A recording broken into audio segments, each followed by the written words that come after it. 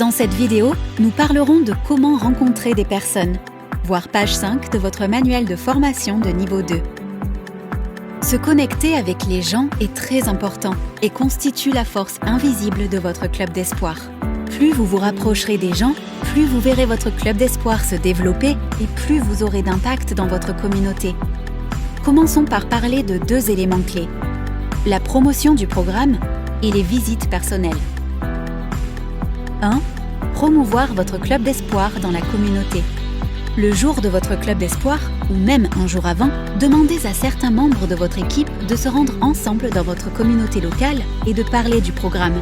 Soyez enthousiastes et invitez littéralement tous ceux que vous voyez. Dites aux gens où le club d'espoir sera situé et quand il commencera. N'ayez pas peur de parler à des personnes que vous ne connaissez pas, c'est tout l'intérêt. Sortez et rencontrez des nouvelles personnes qui, autrement, n'auraient peut-être jamais entendu parler de votre club d'espoir. Voici quelques idées.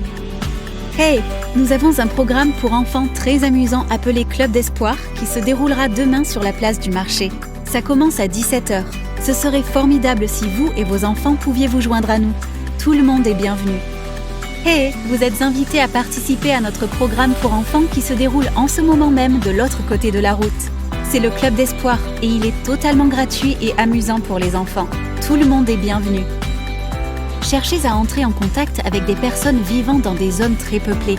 Les marchés, les zones commerçantes ou même en dehors des écoles sont de bons endroits pour trouver beaucoup de monde. L'essentiel est d'aller là où les gens se trouvent et où les enfants jouent. 2. Visite à domicile.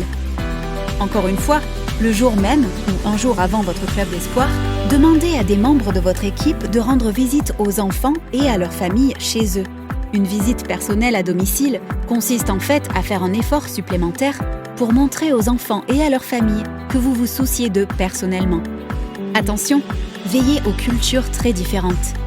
Ce qui fonctionne dans un pays ne fonctionne pas forcément dans un autre. Il est donc important de déterminer ce qui fonctionne le mieux dans votre culture et avec les gens de votre communauté. Par exemple, dans certaines cultures, il est impoli de passer à l'improviste. Dans d'autres, c'est tout à fait acceptable. Pour certaines personnes, une brève conversation est la bienvenue, car elle est décontractée et non contraignante, alors que dans d'autres endroits, une courte visite semble impolie et superficielle.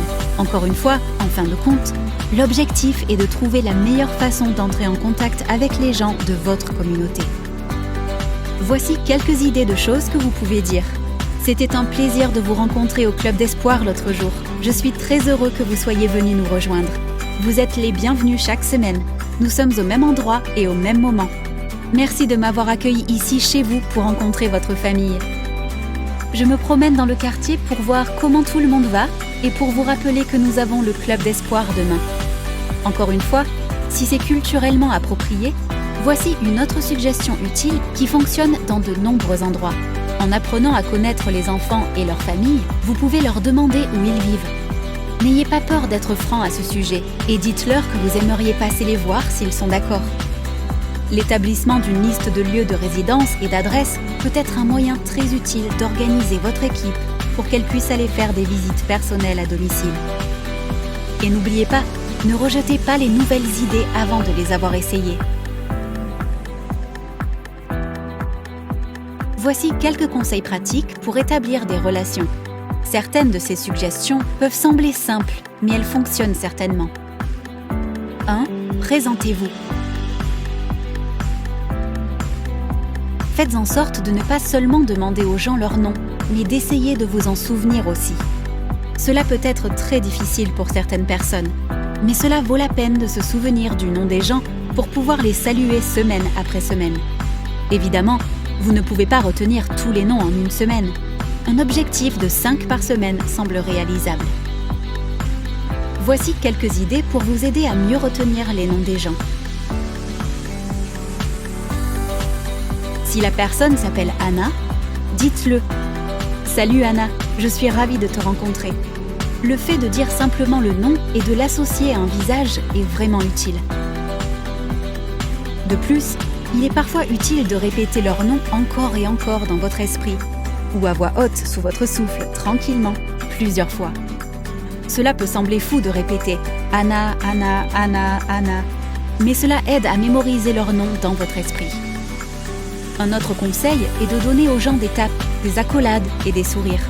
Tout le monde a besoin de se sentir connecté et inclus, et tendre la main avec un high five, un câlin et un sourire est un excellent moyen de transmettre l'amour aux gens.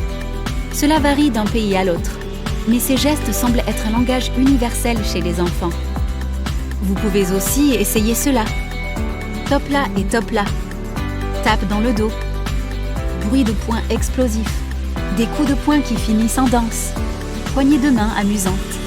En fin de compte, amusez-vous bien. 2.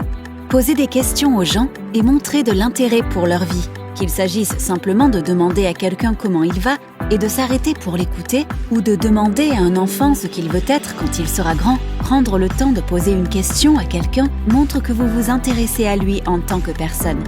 Quelques questions pour les enfants que vous pouvez poser. Quel âge as-tu ? Quelle est ta couleur préférée ? Que veux-tu faire quand tu seras grand ? Quel est ton sport préféré ? Quelques idées pour les adultes. Comment allez-vous aujourd'hui ? Avez-vous passé une bonne semaine ? Combien d'enfants avez-vous ? Quel âge ont-ils ? Sont-ils bons à l'école ? 3. Complimentez et encouragez les gens lorsque vous leur parlez.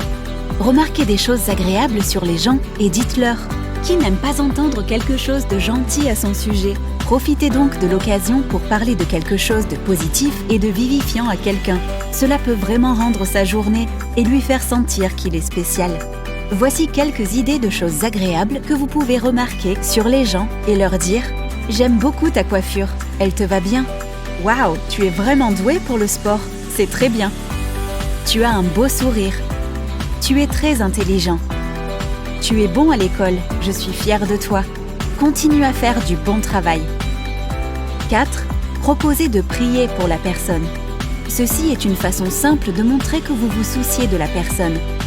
Certaines personnes sont d'accord pour que vous priez pour elles sur le champ, et c'est très bien. D'autres peuvent ne pas se sentir à l'aise avec cela, et c'est très bien aussi. Dites-leur que vous prierez pour eux quand vous serez à la maison plus tard, et faites-le. Les meilleurs moments à proposer pour prier pour les autres. Pendant la promotion du programme du Club d'Espoir, lors des visites personnelles à domicile, au programme du Club d'Espoir, avant et après. Voici des choses à dire. Vous avez dit que vous aviez eu une semaine difficile. Puis-je prier pour vous ? Je suis désolée d'apprendre que votre proche est malade. Je peux prier pour lui. Voulez-vous prier avec moi maintenant ? On dirait que vous luttez et que vous avez besoin de paix. Voulez-vous prier avec moi et dire à Dieu ce dont vous avez besoin ? La plupart du temps, les gens apprécient vraiment que vous demandiez à prier pour eux et avec eux. Cependant, tout le monde ne veut pas prier en public. Alors, ne soyez pas offensés s'ils acceptent votre proposition de prier pour eux de votre côté. De plus, il est bon de faire un suivi avec quelqu'un pour savoir comment il va après que vous ayez prié pour lui. Peut-être une semaine plus tard, demandez-lui comment il se sent. Demandez-lui comment va ce membre de la famille et si les choses s'améliorent. Ce simple geste est vraiment puissant et peut toucher le cœur des gens et leur montrer l'amour de Dieu de façon tangible. Cela peut également ouvrir la bonne porte pour inviter quelqu'un à l'église avec vous afin qu'il puisse se rapprocher de Dieu pour lui-même. Veuillez noter que l'objectif général est d'aller au-delà du small talk pour développer des conversations et des relations plus profondes et plus significatives avec les enfants et les adultes. Ceci demande beaucoup de temps et de patience, mais vaut certainement l'investissement et constitue un excellent moyen de former les enfants et leurs parents à devenir des disciples du Christ. Qu'avons-nous appris ? Promouvoir votre club d'espoir dans la communauté, visite à domicile. Lors de l'établissement de relations, présentez-vous, faites beaucoup de tapes, d'accolades et de sourires, posez des questions aux gens et montrez de l'intérêt pour leur vie, complimentez et encouragez les gens, proposez de prier pour les gens.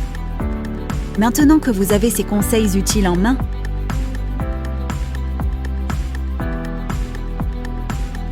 vous êtes prêts, de manière pratique, à établir des liens avec les enfants et leurs familles et à apporter la lumière du Christ dans votre communauté de manière plus profonde. L'heure du défi?